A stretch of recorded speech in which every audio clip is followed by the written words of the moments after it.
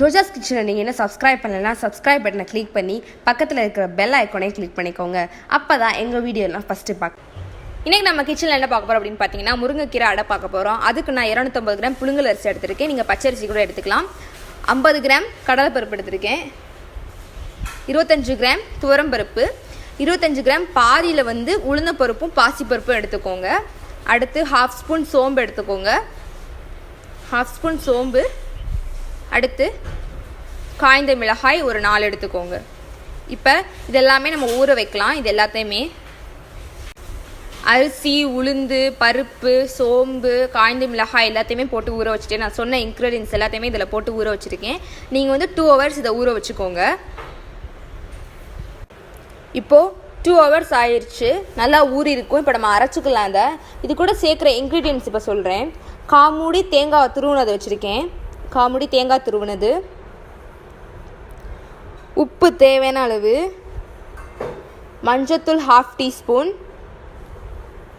முருங்கைக்கீரை உங்கள் கைப்பிடி அளவு எடுத்துக்கோங்க.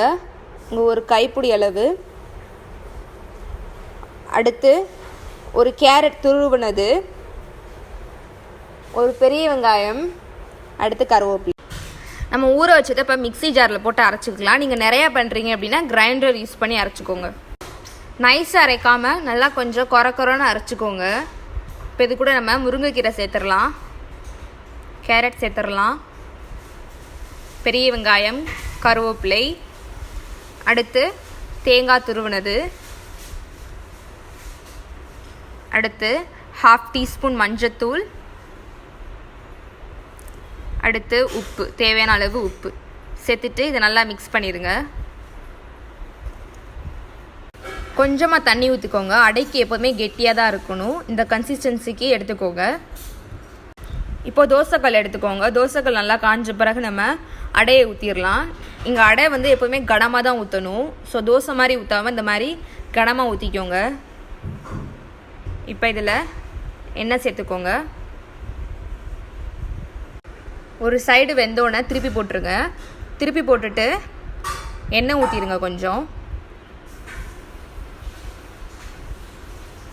இப்போது அடை தயாராகிடுச்சு. நல்லா மொறுன்னு இருக்குது பாருங்கள். இப்போ முருங்கைக்கீரை அடை ரெடி ஆயிடுச்சு. ரொம்ப ஈஸியானது தான். நீங்கள் இது கூட அவியல் வச்சு சாப்பிடலாம், இல்லை கார சட்னி, இல்லை சக்கரை வச்சு கூட சாப்பிடலாம். பிள்ளைங்கள்லாம் முருங்கைக்கீரை சாப்பிட மாட்டாங்க. ஆனால் இந்த மாதிரி செஞ்சு கொடுத்தீங்கன்னா ரொம்ப விரும்பி சாப்பிடுவாங்க.